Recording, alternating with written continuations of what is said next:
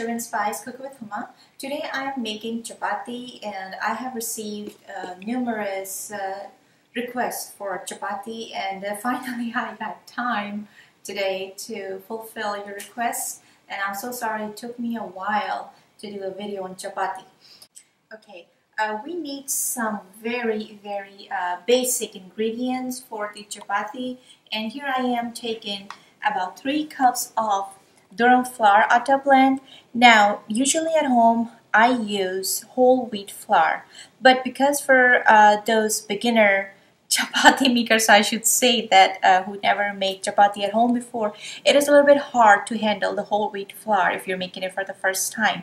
So for you guys, I'm using the Durum Atta blend flour, which is also called chapati flour, and this is 3 cups again, 3 measuring cups, and 1 teaspoon of salt and some water.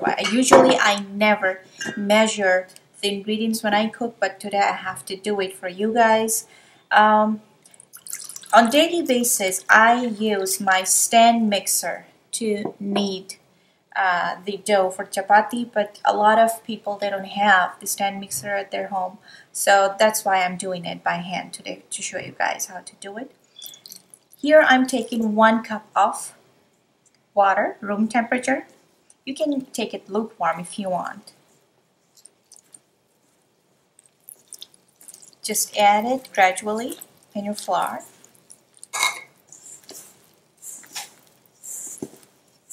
We're gonna need some more water. 1 cup is not gonna do it, because I never measured, so that's why I have to keep an eye how much I am telling you guys to add in 3 cups of flour. I've already added 1 cup. Keep on mixing the flour just like so. And I already added the salt in it too. I'm gonna add another half cup. It's even a little bit less than half.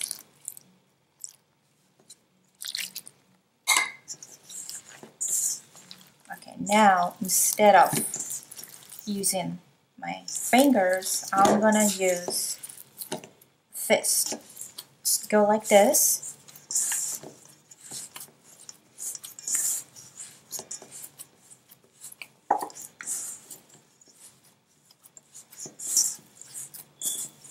Some people add a little bit of oil in their dough as well, but I don't add any oil. Just water, salt, and flour.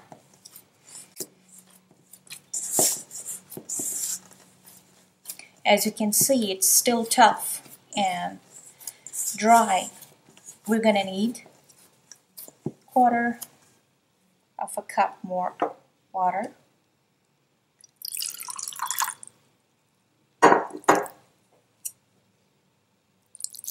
Now remember, if your dough is very tough, your chapati or rotis are gonna become very hard or tough as well. And if your dough is runny or very soft, well, first of all, it's gonna be very hard for you to handle. Keep kneading until you notice that the bottom of your bowl is becoming clear and the dough is not sticking to the bottom anymore. Okay, total time, probably I've kneaded for about 4 minutes or so. See, it's not sticking to the bottom anymore, and the bottom of the bowl is totally clean. So what I'm going to do is, I'm going to put a cling plastic wrap on it and leave it for 15 to 20 minutes to rest. Okay, after 15 minutes, your dough should be pretty much ready, and I'm taking here an extra bowl, some dry flour that we're going to need. And also, you're going to need a chopping board and a rolling pin. So, we're going to start making our dough.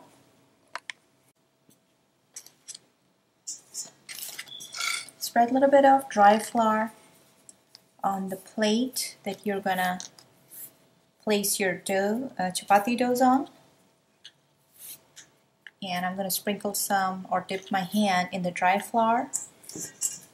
I'm going to take about 2 inches size of bowl. Just dipped it in the flour once or twice, and then make it in the round balls.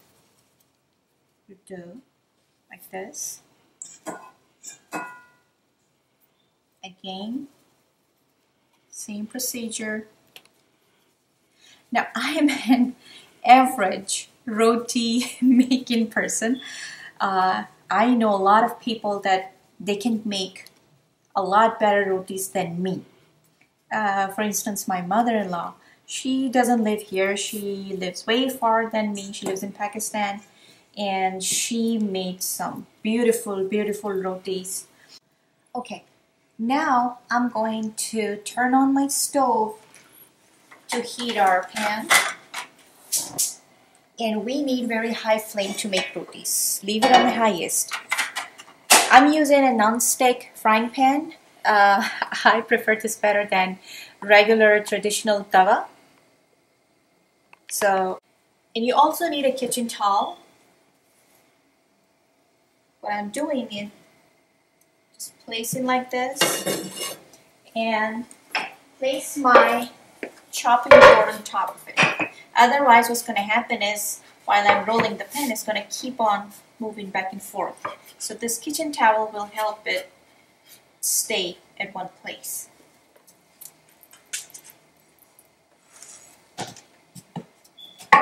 And you also need something to keep the rotis covered once it's cooked. You do not want to leave it in open area, otherwise it's going to become dry and crispy.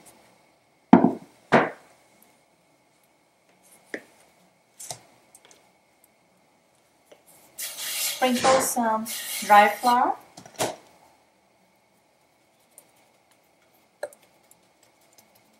Pat down the dough like so. Start rolling it in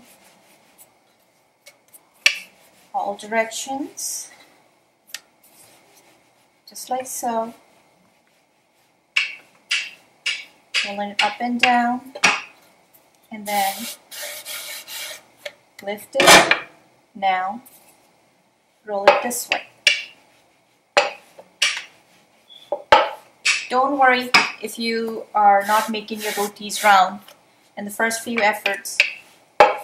You're gonna learn it the more you practice.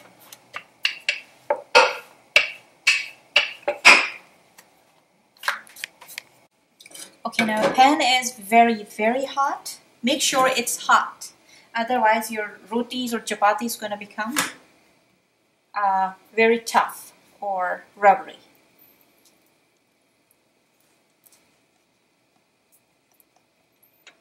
We're going to cook it about 1 minute or 1.5 minutes on each side. Keep the roti, keep it moving while it's cooking, because what's going to happen is if you leave it, let it cook and do not move it, it's going to cook on one side and not on the other side. So we're going to flip it just like so. You can grab a kitchen towel and then press it with light hand on top.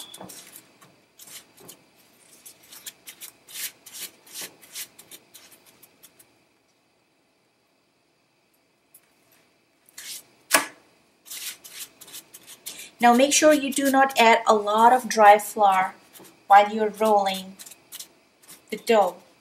Otherwise, it's going to make your roti very dry and tough.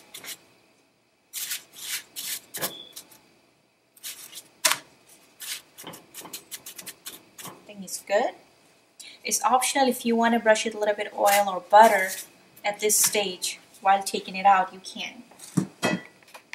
Okay, I'm making one more to show you guys how to make it. The reason why we add this dry flour on the board so your dough won't stick while you are shaping it.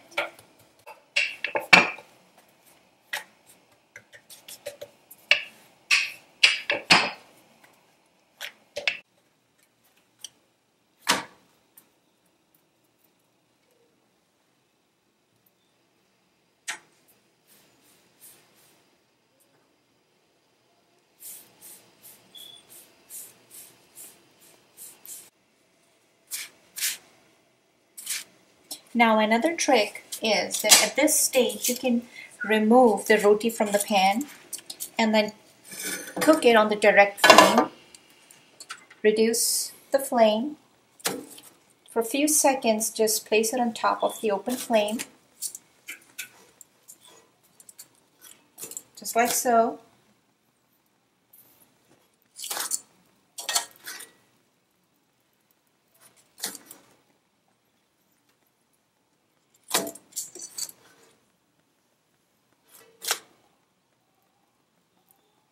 And that's it.